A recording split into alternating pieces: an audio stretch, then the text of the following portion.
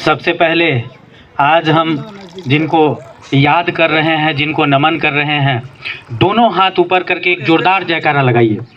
माता सावित्रीबाई फूले अमर रहे, माता सावित्रीबाई फूले अमर रहे, शिक्षा की देवी अमर रहे, शिक्षा की देवी अमर रहे, बेटियों का सम्मान कायम रहे, बेटियों का सम्मान कायम रहे। निश्चित रूप से आज जो यह आयोजन किया गया है माता सावित्रीबाई फूले जी के सम्मान में, उनके जन्मोत्सव के अवसर पर हम आयोजक बंधुओं को हृदय से सैल्यूट करते हैं। और यह जो कहते हैं, बड़े लंबे लंबे भाषण देते हैं बड़े बड़े मंच से शहरों में और बड़े बड़े सभागारों में, एसी हॉल में लंबी लंबी भाषण देते हैं, तो वहाँ कहते हैं कि चलो गांव की ओर। वहाँ से आज आप सभी ने जो आयोजन किया है, ये टोले मोहल्ले गाँव में आकर के, ग्रामीणों के बीच में आकर के, यह हम हृदय से सैल्यूट करते हैं। यह काबिले तारीफ है और यही होनी चाहिए।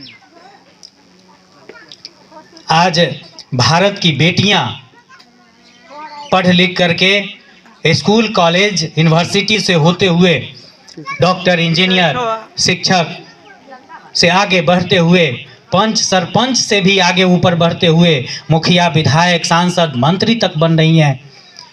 और बड़े बड़े अफसर बीडीओ सीओ डीएम एसपी और उससे भी आगे बढ़ते हुए भारत की प्रधानमंत्री बेटियां बनी हैं और भारत की राष्ट्रपति बेटी बनी है।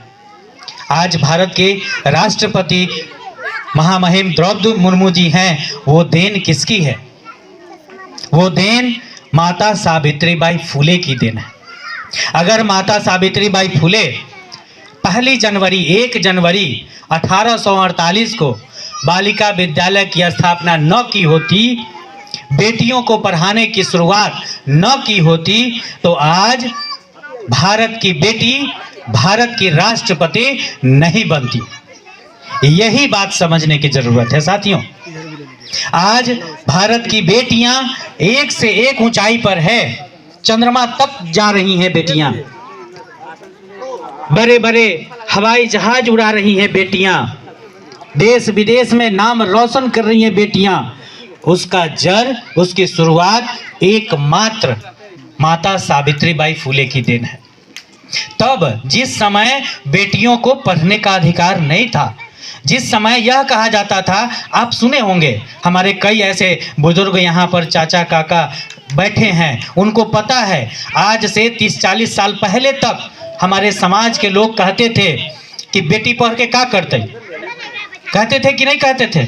बेटी पढ़ के की करते? चूल्हे न फूंकते, रोटिये न बनावे के है, खाना न बनावे के है।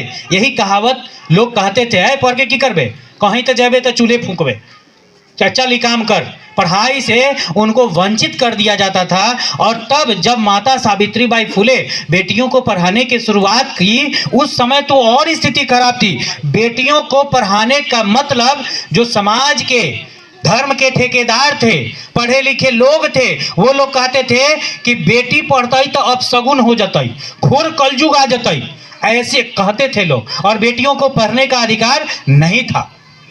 ये तब की बात मैं कह रहा हूं।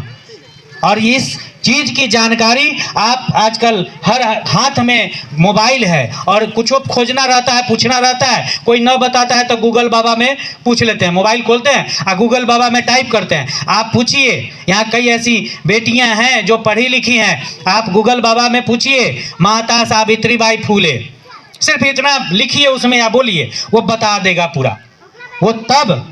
वो दौर जब समाज में बेटियों को पढ़ने का अधिकार नहीं था, लोग कहते थे कि बेटी पढ़ताई तक गलत हो जाती, कलयुग आ जाती, अपशगुन हो जाती, ऐसा लोग कहावत कहते थे। और ऐसी मान्यता, कुप्रथा, अंधविश्वास यही था। और उस कुप्रथा को, उस अंधविश्वास को तोड़कर इस भारत भूमि पर 3 जनवरी, आज 3 जनवरी 1831 को ऐसी बेटी पैदा ली भारत के महाराष्ट्र पुणे में, उस पुणे की धरती पर ऐसी बेटी पैदा ली जिसने इस मिथ्या को, इस घोर कलयुगी परंपरा को, अगर कहें तो ये सामाजिक कुप्रथा को तोड़ते हुए उन्होंने कही कि नहीं, बेटी जब तक नहीं पढ़ेगी तब तक परिवार मजबूत नहीं होगा और तब तक समाज मजबूत नहीं होगा, और जब तक समाज मजबूत नहीं होगा तब हम नव भारत निर्माण या विकसित राष्ट्र की बात करना ही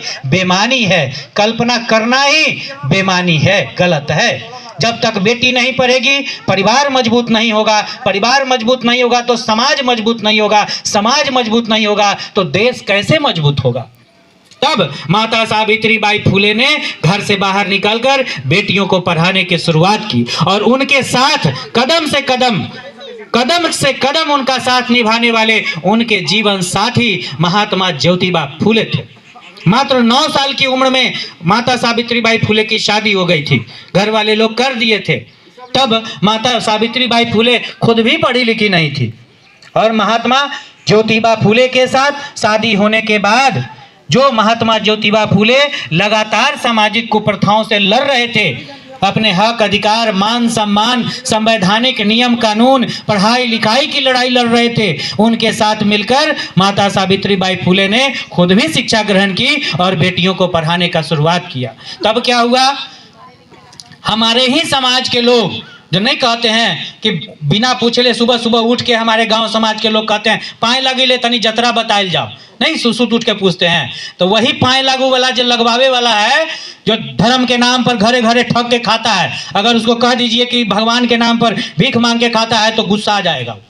तो वो धर्म के नाम पर ठग के खाने वाला ठगवा गैंग वो कहने लगा कि अरे ये तो बेटी को पढ़ाने लगी, ये तो लड़की को पढ़ाने लगी, उसका छाती फटने लगा। वो परेशान घर घर जाकर गली मोहल्ले में हल्ला करने लगा, कहा कि तो बेटी को पढ़ा रही है, घोर अपशगुन हो जाएगा। तो समाज के लोग, सीधे साधे लोग, भोले भाले लोग जो नहीं जानते थे इस बात को कि बेटी पढ़ेगी तो कितना मजबूत होगा हम और हमारा समाज, वो नहीं जानते थे। तो सावित्रीबाई फुले के ऊपर गोबर कीचड़ गंदा उठाकर फेंक देते थे और माता सावित्रीबाई फुले चुपचाप अपमान सहते हुए, वो अपशब्द सहते हुए, वो ताने सहते हुए, वो गोबर कीचड़ सब सहते हुए चली जाती थी अपने जहाँ विद्यालय खोली हुई थी, वहाँ जाकर बच्चों को बैठा करके, बेटियों को बैठा कर वो पढ़ाती थी। और गोबर कीचड़ आप जान लीजिए, वो एक साड़ी अपने झोले में एक्स्ट्रा लेकर चलती थी अलग से, और जहां पहुंचती थी वहां साड़ी बदल लेती थी। वो गोबर कीचड़ लगी हुई साड़ी खुद धो के सुखा लेती थी और फिर भी बेटियों को पढ़ाना नहीं छोड़ी। कितना गाली, कितना अपमान उनको झेलना पड़ा, बावजूद बेटियों को पढ़ाना वो नहीं छोड़ी। और बावजूद वो पढ़ाते पढ़ाते पढ़ाते आज स्थिति देश में, जब तक वो दंपत्ति फुले दंपत्ति रहे, 150 से ज्यादा विद्यालय की स्थापना उन्होंने किया।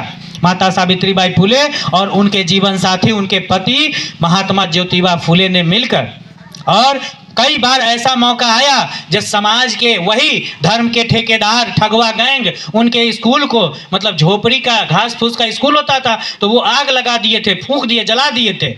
बावजूद इसके वो हार नहीं माने, वो लड़ते रहे, सरकार से भी लड़े, महाराष्ट्र विधानसभा में भी वहां पर उनकी लड़ाई हुई, सरकार से मान्यता मिली और तब जाकर के भारत में बेटियों को पढ़ने का अधिकार आप लोगों को मिला।